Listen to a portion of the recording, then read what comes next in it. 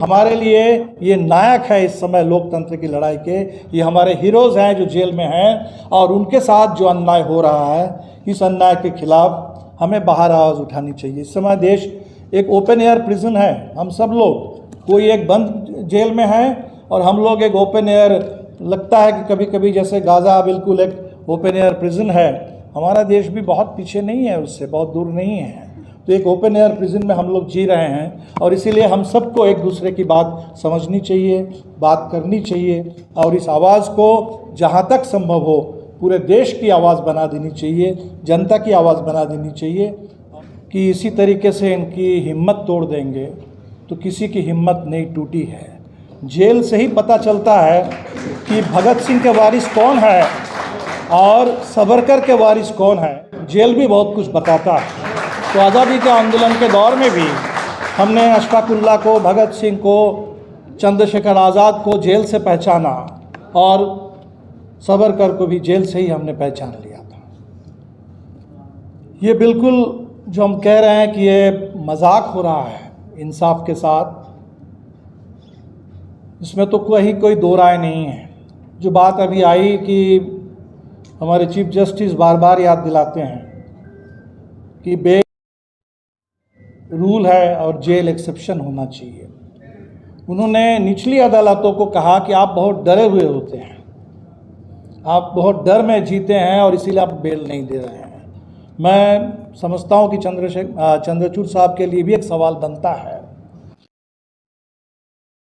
Bell नहीं दे रही है तो सुप्रीम कोर्ट में ये कौन सा डर काम कर रहा है जिस डर के चलते सुनवाई नहीं होती है। अभी इलियास साहब ने बताया कि किस तरह से 14 बार एडजॉर्नमेंट हो गया, वो बेल पिटीशन वापस ले लेना पड़ा, फिर नीचे की अदालत में जाना पड़ा। ये कौन सा डर काम कर रहा है, ये तो बताना पड़ेगा।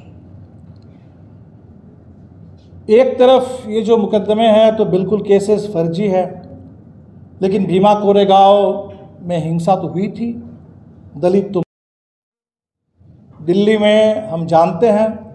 हम तो दंगा शब्द इस्तेमाल करना नहीं चाहते। ये जहाँ भी जब भी हम दंगा कहते हैं तो लगता है कि दोनों तरफ से कुछ मारपीट हुई और दोनों तरफ से लोग मारे गए। कुछ हिंदू ज़रूर मारे गए दिल्ली, जिसको हम दंगा कहते हैं। आम तौर पे जो भी हुआ है ये सारे कम्युनल कार्नेजेस हैं देश में, और कम्युनल शब्द का भी एक ही मतलब बन गया है, एंटी मुस्लिम। इस देश में जब आम तौर पे हम कम्युनल कहते हैं तो उससे पता नहीं चलता है, तो साफ साफ बिल्कुल खुल के बोलना चाहिए कि ये एंटी मुस्लिम कार्नेजेस तो गुजरात में भी, वो भागलपुर में भी, और आज के दौर में छोटे बड़े जब जहाँ हो रहे हैं। ये बात बिल्कुल सिस्टमिक है और सिर्फ इसी दौर में शुरू नहीं हुआ। हम तो उस पार्टी से हैं, अभी भी हमारे साथी टाडा में जेल में बंद है बिहार में। जब टाडा ख़त्म हो गया, टाडा लैप्स कर गया, ख़त्म हो गया, मान लिया गया कि टाडा ऐसा कानून है जिसका शायद उपयोग तो हो ही नहीं सकता, दुरुपयोग ही हो सकता है, जिसमें कहीं किसी टेररिस्ट का कन्विक्शन नहीं होता है, लेकिन ट्रेड यूनियन आंदोलन करने वाले, किसान आंदोलन करने वाले, उन्हीं को फंसाया जाता है। ये बात जब खुल के सामने आ गई थी देश में, तब जा कर के बिहार के एक टाडा कोर्ट ने हमारे 14 साथी को जहानाबाद अरवल के इलाके में आजीवन कारावास की सज़ा सुनाई। ये अरवल वही जगह है जहाँ सबसे ज़्यादा जनसंहारों का सिलसिला चला। बाथे, बथानी जो आप जानते हैं, लक्ष्मणपुर, वो सब उसी इलाके में है, अरवल में। उसी इलाके में हमारे 14 साथी जो जेल में डाले गए, तब से इस सुप्रीम कोर्ट में शांति भूषण जी उस केस को देख रहे थे।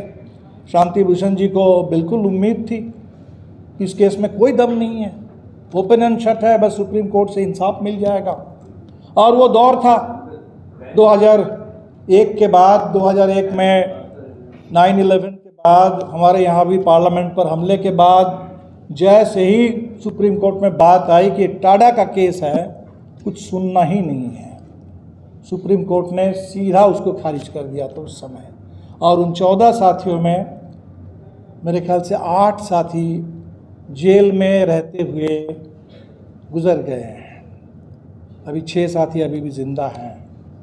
ठीक जैसे फादर स्टैन स्वामी को हम लोगों ने देखा, और गुजरने से पहले उन्होंने एक बहुत ज़बरदस्त बात कही थी। उन्होंने कही थी कि भाई सच कहने के लिए अगर कीमत चुकानी पड़ेगी तो मैं कीमत चुकाने के लिए तैयार हूँ। मैं समझता हूँ कि हमारे जो भी साथी आज जेल के अंदर हैं वो बिल्कुल इसी स्पिरिट के साथ जेल में हैं और लड़ रहे हैं। इसका जो लीगल पहलू है उस पर तो बहुत बातें हुई। मुझे लगता है कि हमें हमारे हिस्से की बात करनी चाहिए। ये बात बिल्कुल सही है कि ये जो हमारे साथी जेल में बंद हैं, इन बंदियों की रिहाई का मुद्दा जितना बड़ा मुद्दा है उतना बड़ा मुद्दा ये बना नहीं देश में।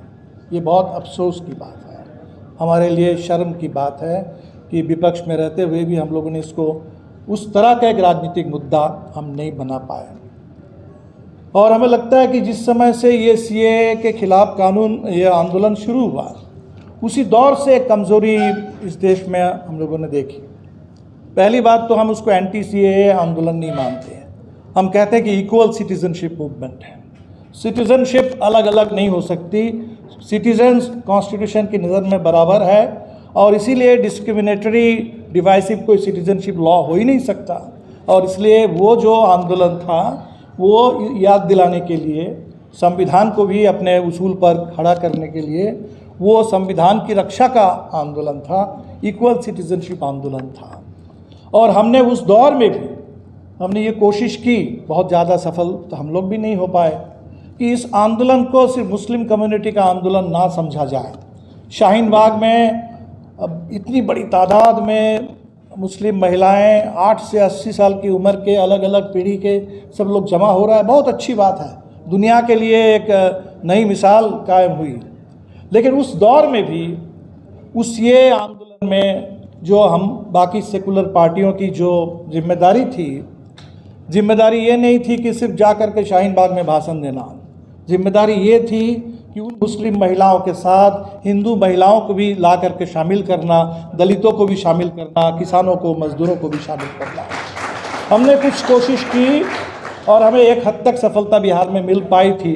करीब 30,000 लोगों का एक जुलूस उस समय सीएए, एनआरसी, एनपीआर के सवाल पर पटना विधानसभा के सामने एक मार्च हुआ, और जिसमें मुझे बल्कि इस बात को कहते हुए थोड़ी सी सेटिस्फैक्शन है कि जिसमें मुस्लिम का प्रतिशत शायद 10% से ज़्यादा नहीं, 90% उस बिरादरी के लोग थे और एनआरसी, एनपीआर और सीएए के सवाल पर विधानसभा में मार्च कर रहे थे। तो अभी हमें लगता है कि आज का जो दौर है, देश में संविधान को लेकर के बातें हो रही है, ये पॉजिटिव बात है।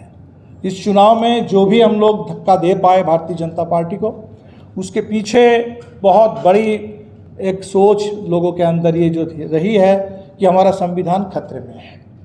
और ये एहसास जितना मजबूत होगा उतना ही हमें लगता है कि इस देश में लोकतंत्र की लड़ाई को हम लोग आगे बढ़ा पाएंगे। ज़रूरत इस बात की है कि जब हम संविधान की बात करते हैं तो एब्स्ट्रक्शन में बात ना करें, उसको और थोड़ा कॉन्क्रीट बात करें।